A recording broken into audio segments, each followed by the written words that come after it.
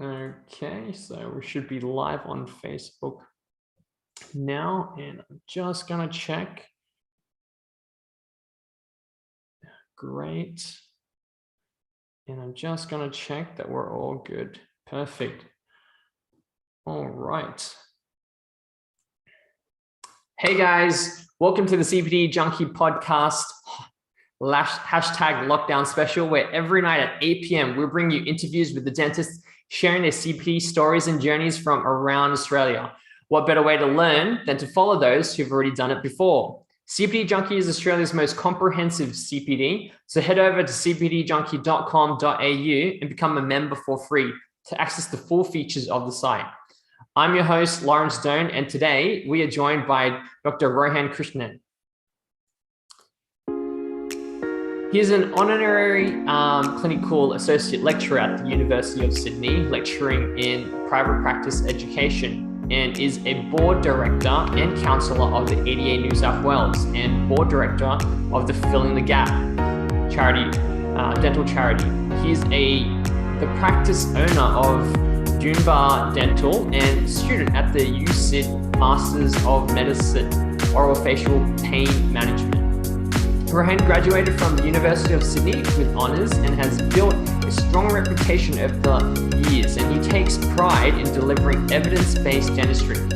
He takes time to get to know his patients and make sure that they are well-informed and in control of their oral health.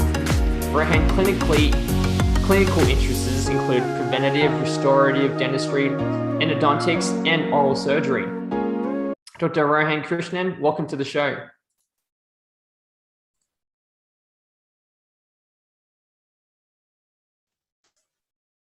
Dr. Rohan Krishnan, welcome to the show. Lovely to sort of be on here. Can I call you Dr. Laurence, or is that too far?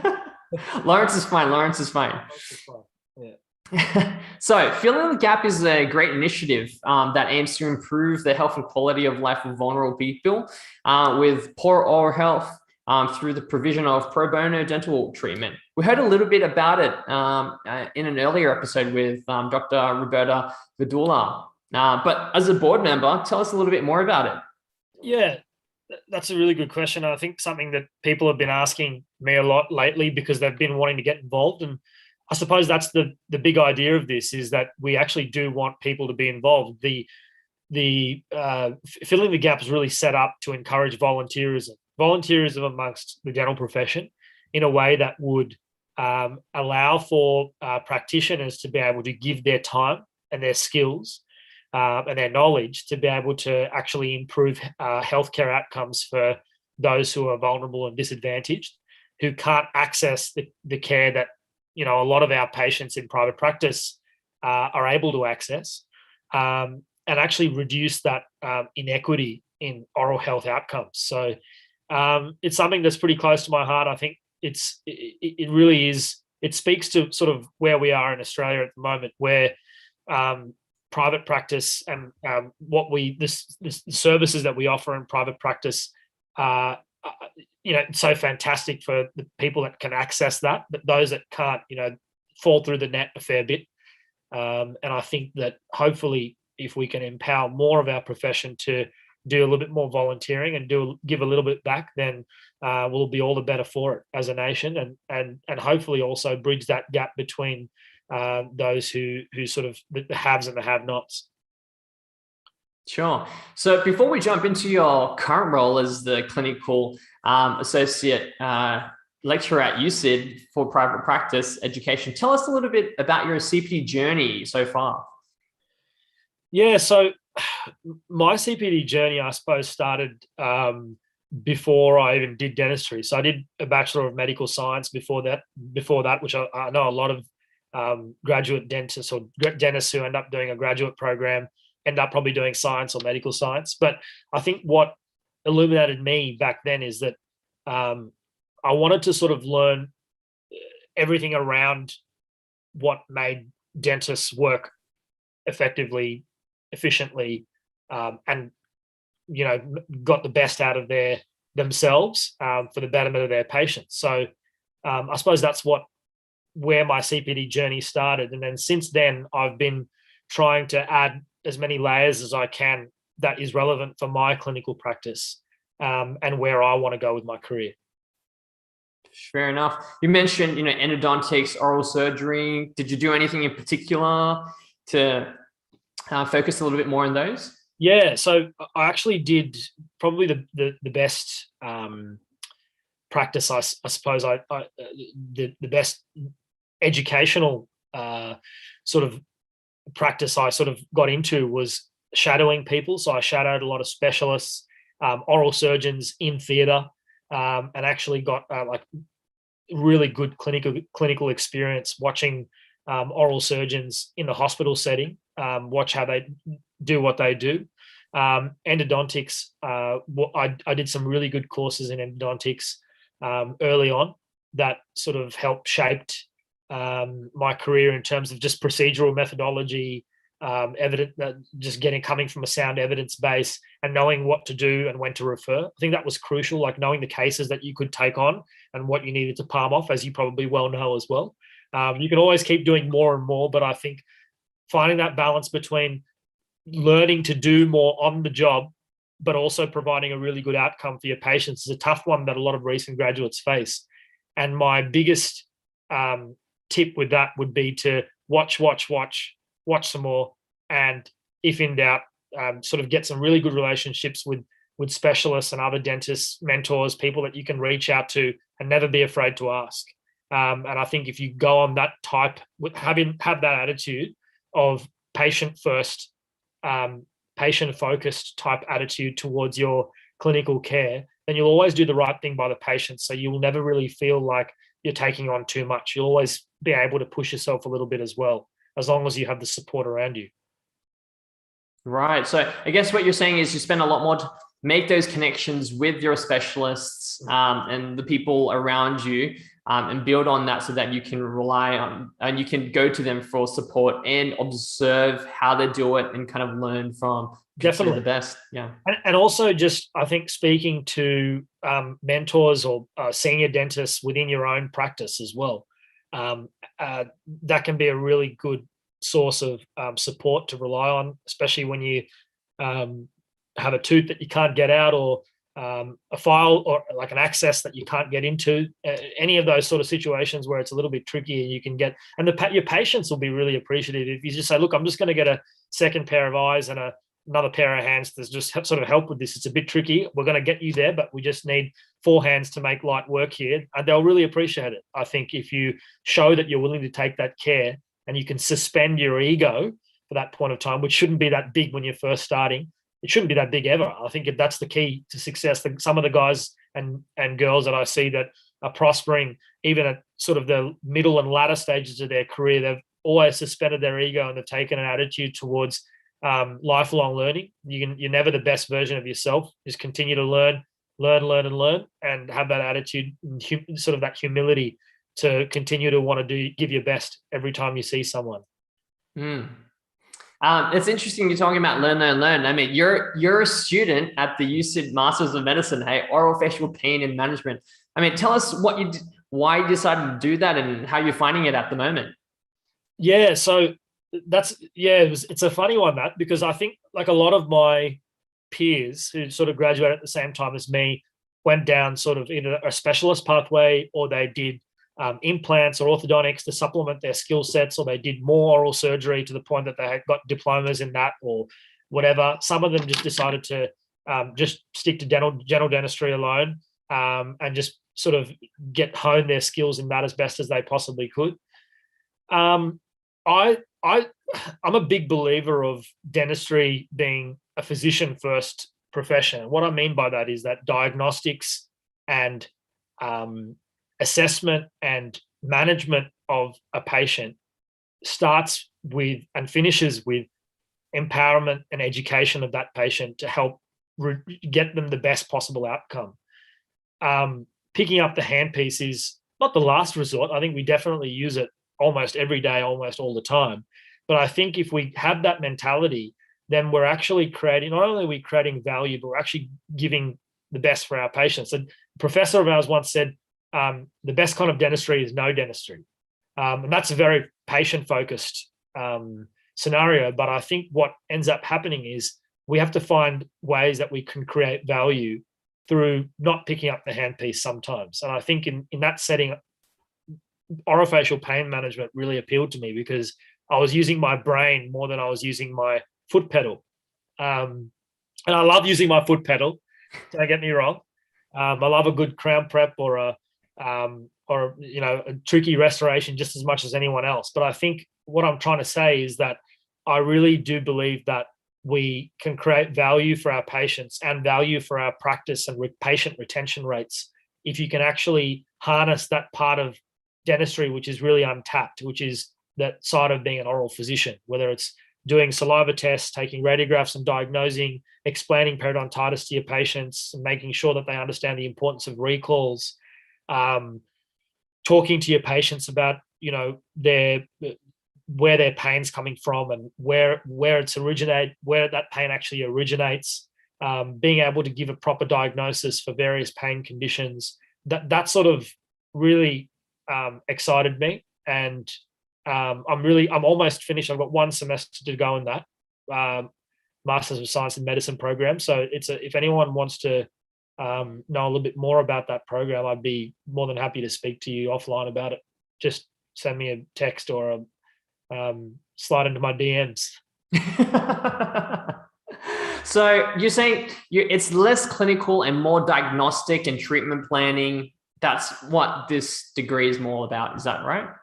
Yeah, look, I think what it's done for me is it's allowed to get my practice to be more collaborative. So I now get referrals from physiotherapists, from psychiatrists, from pain management specialists, from GPs, and it's actually a practice builder. And I think all of us need to look, if you just look at it from a purely business, like a what's in it for me business side, I think, because not everyone's going to get excited necessarily about pain management, but if I can talk to you about the business side of things, new patients are really hard to get. And you'll see all these people using Google ads and, search engine optimization and trying to tap into every possible resource to try to get patients in through the door to build their practice. And whether you're an associate or a practice owner, the mentality should be the same, because as an associate, you're essentially got your own patient base that you have to build. So you should be running it like your own practice in your mind in terms of building your books. So where pain management has come into it for me is that I've created a niche for myself where I'm getting a lot of referrals from people who I wouldn't have got referrals from if I didn't go into carve a niche for myself and be an expert in something, or at least have a little bit more extra knowledge than the average dentist might have. That certainly wasn't the idea of me going into it. I went into it with purely noble intentions and a real interest in it, but that's been the byproduct. And I suppose that's something that I can share with people, is that if you become an expert in something, or you feel like you've got knowledge to share and you collaborate well, then people will actually refer to you, and then your practice can become can grow through that as a sort of those means as well. So yeah, I mean, we see everything in the practice now from temporomandibular joint dysfunction related pain to trigeminal neuralgia pain, burning mouth syndrome, people who have anxiety or who have got depression and sort of have multiple sort of psychosocial contributors to their pain. We get a lot of those people in, and I think sometimes people go, oh, well, that sounds like it'd be really hard to manage. It's actually not. I think once you learn enough about it and learn sort of an evidence-based approach to treating and managing these kind of illnesses, you can get really good outcomes from it. And your patients will love you for it, and they'll refer more people to you. And that's one way of building your practice, is through a really tried and tested way, which is word of mouth and referrals from other practitioners. Yeah. Is this something that you do yourself, or do you do that with like a multidisciplinary kind of approach? Like you still require other health professionals to kind of help work out some of these cases, or do you feel like after finishing this degree that you can probably tackle it yourself as a dentist? That's a really good question, Lawrence. And I think the answer is it's case to case, case by case.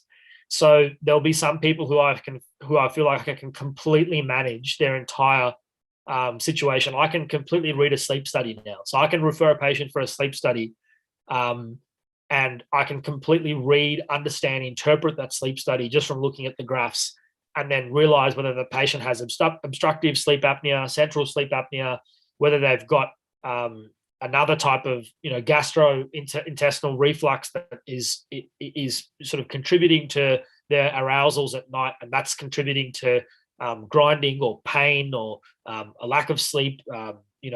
Whether they've got there's a whole range of sleep disorders that sort of can go with that, and whether there are things that we have that we can actually use to help the patients.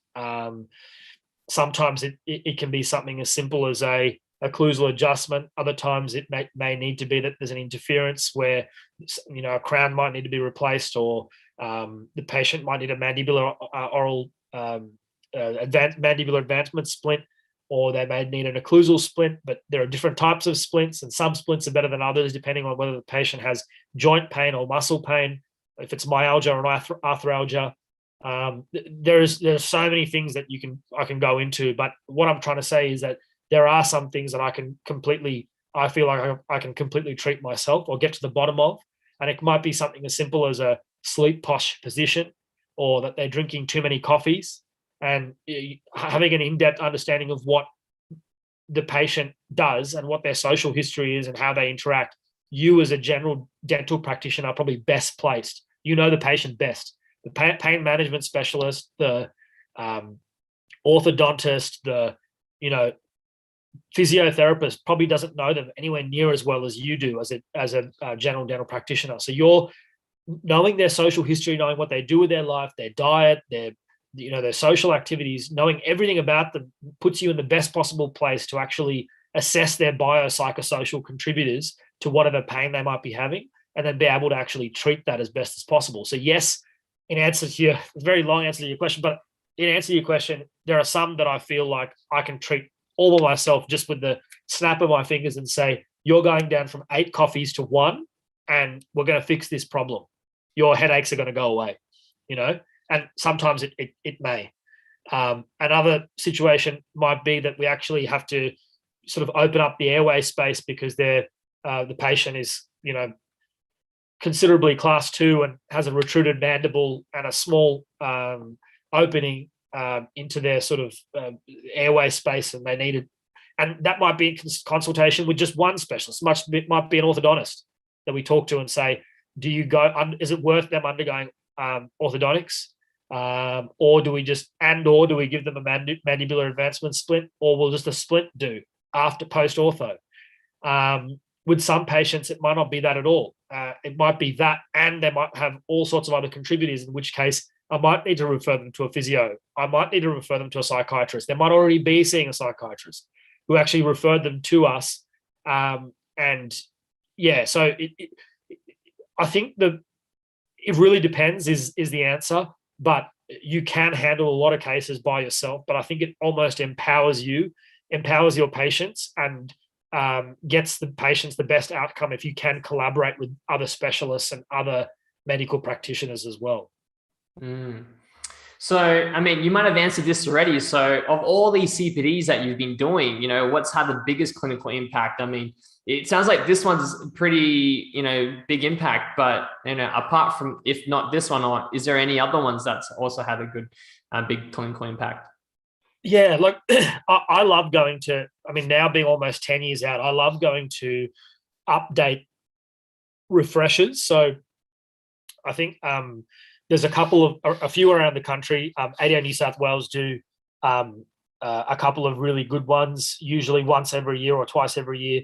I think Queensland does one as well. But there are a few of these courses that you can go to where you can just basically get the latest evidence-based update on the topics that you so choose, or that you really want to get further ahead with.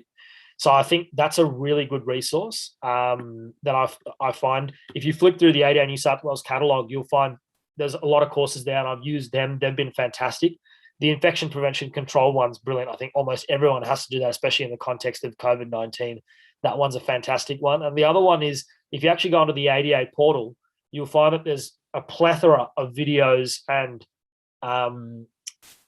sort of little seminars and things that you can click on that might be 30 or 40 minutes while you're waiting in between patients that really update you on the particular topic at hand. And those CPD courses for me have been really beneficial. Yeah, the ones that you find on the portal, is that what you're saying? Yeah, the ones on the portal have been fantastic. So I think if you go look at the portal, look at the ADA New South Wales catalogue, and then look for those update, sort of the dental update ones that you can find all over the country, where you're actually able to go in and get updated on the latest evidence-based perio, pros, ortho, endo, pediatrics, and just keep you up to speed. And for me, being almost, like I said, almost a decade out, that's really good to just continually rehash. Yeah. So, I mean, we've talked about CPDs that's had big clinical impacts. Have there been any CPDs that may not have been as beneficial to you at that time and you would do differently? Yeah, there's a bit of a controversial one, but I think the CPDs that I tend not to enjoy as much are the ones run by dental product companies.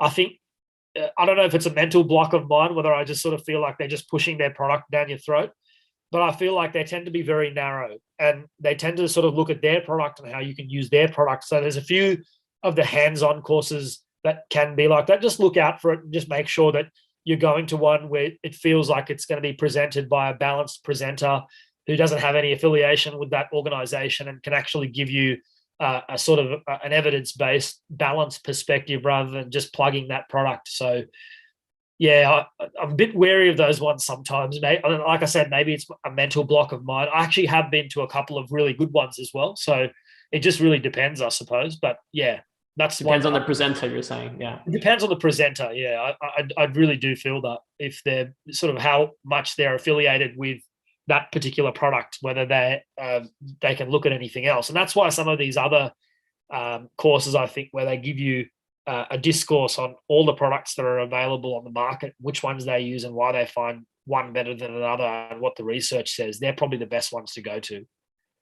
Sure. And supplement that with hands-on courses, of course. Yeah. I definitely agree with you. Like, definitely doing courses and, webinars and all of that, you kind of realize that hands-on is really the only way that you can kind of move forward. Otherwise, if you're not applying it straight away, you're not kind of absorbing it at the same time, especially for those short ones. So private practice education amongst the undergraduates seems to be something you're passionate and you're doing it. So let's talk about that.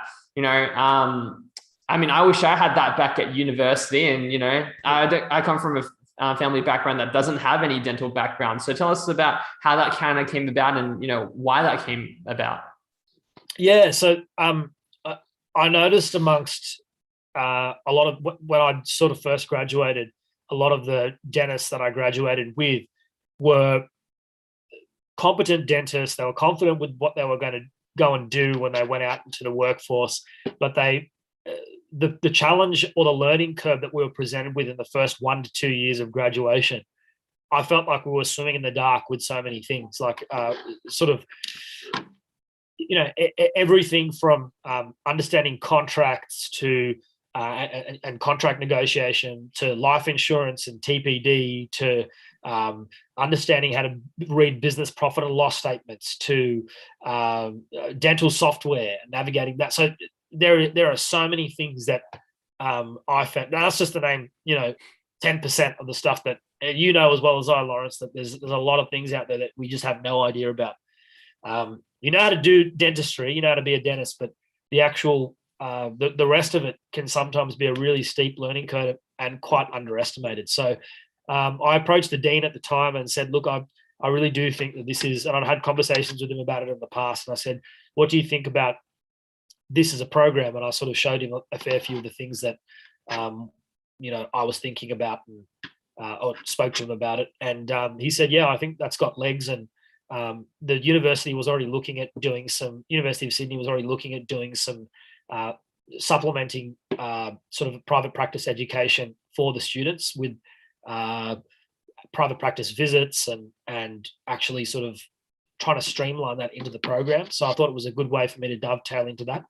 Initially, I was giving sort of a lot of the lectures by myself, and I found that difficult because it's just one person's perspective. So I sort of started to recruit others who I felt could add value. And yeah, it developed from there. So I'm actually giving a couple of lectures over the next 2 weeks to the dental students at University of Sydney. So if any of you are listening or watching, like, come along and have questions armed for me, because I'll be more than happy to answer them. But yeah, I suppose that's where it came from, Laurence, and it really is something that I think we're going to see continue to evolve as time goes on, as a really important bedrock of dental education. Yeah, I mean, we just had the Sydney University Dental Student Association come on not too long ago, just last week, and they were just talking about some of the struggles they're going through right now. And, because they're in their first week of lockdown, I'm sure they'll definitely be looking forward to these webinars that you're going to be hosting. So yeah. Is there any way, I mean, where do you want to take that role? If you can tell us anything about it. Oh, look, I don't have sort of any immediate ambitions for that role, but I definitely see that. I mean, I'd like to hope that once this is set up and it's actually something that is bearing fruit for the students, that it's something that even if I was to leave and not be a part of it anymore, that it would continue to sustain itself. That was the idea. The idea was never for it to be something that, as much as I love education and I love teaching, it was always something that I would hope that would be able to be sustained without me there. So that's the goal, I suppose. Yeah. Fair enough. With the current ADA, with the current New South Wales lockdown, can you help, translate to the recent graduates who are watching the challenges that, you as a practice owner may be experiencing that associates just don't understand? Yeah. Well, I suppose one of the biggest challenges as a practice owner is managing your staff. So, I mean, everything else during a lockdown period is, my patients tend to be very, very discerning, incredibly understanding of the situation. And so we don't have too many calls of people saying, why aren't you open more hours? Or why can't you see me for a checkup? Or, whatever it is, why can't you do whitening for me this week? People are pretty reasonable, so they understand. And we're pretty reasonable too. If somebody comes in and they say they've got a sensitive tooth, under the current circumstances, we'll see them. And by all means, it's more than fine for us to see them now. But I think, the hardest thing is probably staff management. So having staff, you've got to make sure that all your dentists, so in my mind, I think all the dentists in your practice are getting an ability to actually come in and see patients. It's not just you. So there's a temptation, if you're a practice owner, to say, all right, all the dentists, you guys can take the next month off and I'm just going to hog the revenue. I'll just see whoever's coming through the door and you guys can take the month off. But I think that's cruel. It's unbecoming of a leader of any team. You want to empower your team, not dissociate them from the organization or the practice that you're a part of. So in my practice, we're all doing equal days, even though I do more days than everyone else. We're probably doing equal days during the week, or as close to it as possible with regards to seeing patients. And if there are people, we've got one practitioner who's pregnant and about to deliver soon. She's obviously not seeing people at all. And there are other practitioners that have other things going on. We will sort of work together to try to make sure that we're all getting what we want out of it. And as far as dental nurses and receptionists and people like that, that's really hard because their hours are reducing. So whilst our hours are reducing, their hours are also reducing. They may not be seeing as many, clocking as many hours as they usually do. And that can be a real strain on the practice owner because you feel the pressure of them not receiving their usual wages and you worry about whether they're going to be able to get through the next month or not. So those sort of things are tricky to navigate. I know for a fact that other practices have had other issues where some practices are going hammer and tongs close to business as usual, and some practices are closed. So how do you justify that to your staff? How do you justify that to your team, depending on which line of action you take? it's really tough if you're a practice owner to make those decisions. If you're an associate, you just go with what's been given or what you're told. And so to have the weight of that responsibility can be difficult. But as I like to see it, to take a quote from the great Caleb Dressel, who's been featuring at the Olympics at the moment as a US swimmer who's won a whole stack of medals, he says, pressure is good, stress is bad. So pressure is fine. It's something we all have to deal with. And as long as it doesn't stress you and get you down in the doldrums, then I think you've got to embrace it and do what you can to make your team as ready to bounce back as possible when this all goes away, because that's what I'm readying my team for. So take your break now, do whatever you can, because when we go back to working full bore, we know what happened last time. We were at 120% of normal for the next 6 to 9 months, just trying to catch up with everyone that wanted to get in for treatment. So yeah, pedal to the metal, hey. I guess you bring up a good point. Stress is really just it's how we handle it, isn't it? At the end of the day, it's what we impose on ourselves or how we perceive it and all of that. That's a kind of good interlude to what we're going to talk about next, which is you're a fellow podcaster as well on ADA New South Wales for Outside the Mouth series, which kind of talks about this mental health thing. Tell us a little bit about that. Yeah, so I suppose it's sort of started or spawned from this lockdown last time, and a lot of people were going through. This time last year, we're going through a lot of sort of anxiety issues, mental health issues. People already had them pre-existing. Some people found it really difficult during that time. And the first people that approached us was the DBA, Dental Board of Australia, approached us and said, look, we've got this helpline that we're going to launch. Can you help us with launching it? And at the same time, I was already thinking of doing a podcast series that focused on the practitioner and their well-being. And so I actually took that as an opportunity to start to interview people about it and how they cope with it. And I'm going to do it again this year. Last year, I managed to interview a media personality and boxer. I interviewed the chair of the Dental Board of Australia. I interviewed an ex-SAS officer, an anaesthetist, and a helicopter pilot. And I also interviewed John Brogden, who's the chair of Lifeline Australia, chairman of Lifeline Australia, was the former opposition leader in the New South Wales Liberal Party. So, that was fascinating doing that. And I've got a few more, I can't say who they are, but I've got a few more heavyweights lined up this year for interviews. So, stay tuned for that. You can get it on. Can I plug it, Laurence? Go for it. It's not if you go on Spotify or wherever you get your podcasts from.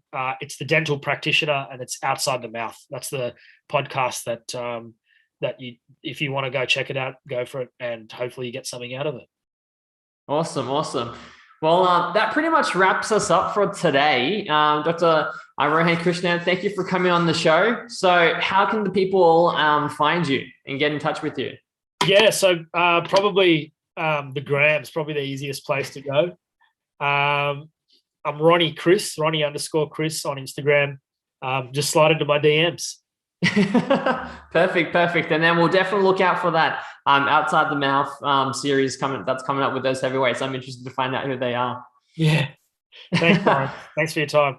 No worries. Thank you. So everyone, thank you for checking in LinkedIn, on Facebook, on YouTube, and also on Instagram. Tune in again tomorrow because we've got another exciting guest. Dr. Amelia Judson would be coming on. I'll see you guys all then. Bye.